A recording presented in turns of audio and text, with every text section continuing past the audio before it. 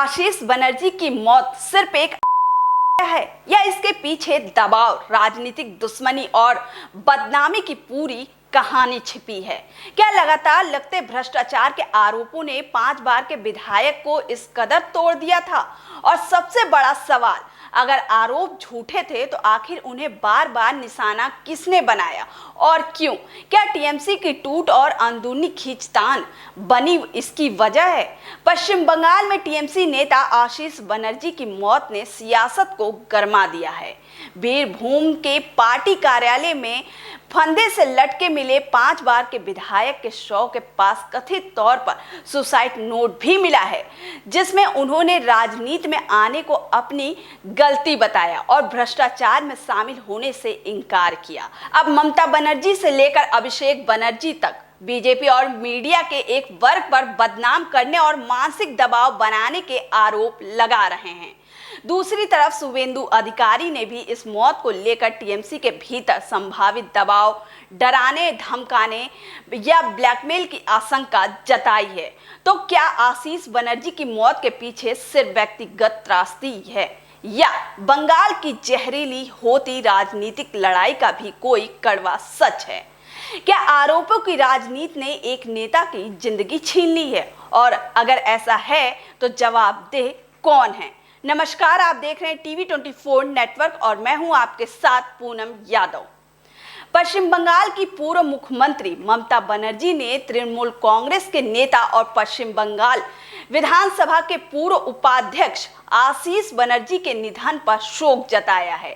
बीते रविवार को बीरभूम जिले में पार्टी कार्यालय में आशीष बनर्जी फंदे से लटके मिले। वो रामपुर हाट विधानसभा क्षेत्र से 5 बार के टीएमसी विधायक थे। आशीष बनर्जी की मौत के बाद राजनीतिक विवाद भी तेज हो गया है। टीएमसी के कई नेताओं ने भाजपा और मीडिया के एक वर्ग पर उनके खिलाफ बदनाम करने वाला अभियान चलाने का आरोप लगाया है। इनमें पार्टी सांसद अभिषेक बनर्जी भी शामिल हैं।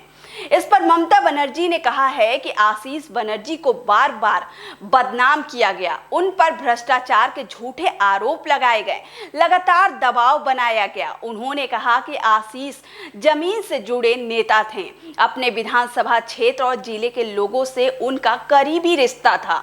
ममता ने आगे कहा कि आखिरी दिनों में आशीष ने जिस मानसिक और भावनात्मक दबाव का सामना किया है, उससे ये त्रासदी और भी दर्दनाक हो जाती है। उन्होंने कहा कि 5 बार के विधायक और पूर्व उपाध्यक्ष और चेयरमैन के रूप में आशीष बनर्जी ने रामपुर हाट के विकास के लिए खुद को समर्पित किया।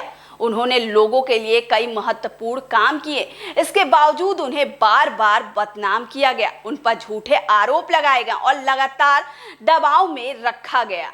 इसके आगे ममता बनर्जी ने कहा कि लंबे समय तक सार्वजनिक जीवन में रहने के बावजूद आशीष बनर्जी को जिस तरह के उत्पीड़न और मानसिक दबाव से गुजरना पड़ा, उन पर सभी को विचार करना चाहिए। उन्होंने आगे कहा कि अपने लंबे सार्वजनिक जीवन के बावजूद उन्होंने जिस उत्पीड़न और मानसिक दबाव का सामना किया, वो सोचने पर मजबूर करता है कि राजनीतिक दुश्मनी की मानवीय कीमत क्या होती है। ममता बनर्जी ने आशीष बनर्जी को ऐसे नेता के तौर पर याद किया जिन्होंने अपना पूरा जीवन शिक्षा और जनसेवा के लिए समर्पित किया। उन्होंने कहा कि आशीष की कमी हमेशा महसूस होगी। इससे पहले मुख्यमंत्री शुवेंदु अधिकारी ने आशंका जताई कि तृणमूल कांग्रेस के भीतर मौजूद भ्रष्ट लोगों ने संभवतः उन्हें डराया, धमकाया हो या किसी ने उन्हें ब्लैकमेल किया हो। शुवेंदु अधिकारी ने राजनीतिक भेदभाव के बावजूद आशीष बनर्जी के साथ अपने सौहार्दपूर्ण संबंधों का भी उल्लेख किया है।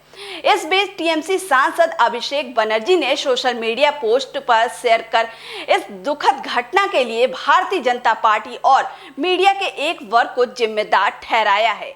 आशीष बनर्जी के शव के पास से एक सुसाइड नोट मिला था, जिसमें उन्होंने लिखा था कि राजनीति में आकर उनसे गलती हुई है और वे अपने जीवन में कभी किसी भ्रष्टाचार में शामिल नहीं रहे।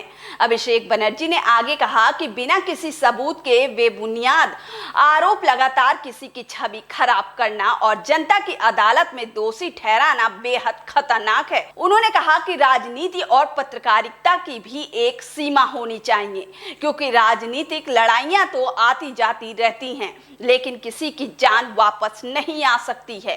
अब आशीष बनर्जी ने रामपुर हाट और बीरभूम क्षेत्र में दशकों तक ईमानदारी और सादगी के साथ लोगों की सेवा की थी और उनके इस तरह जाने से पूरे प्रदेश दुखी है। आशीष बनर्जी की मौत पर सियासत तेज है। इस पर आपकी क्या राय है, हमें कमेंट बॉक्स में जरूर बताएं।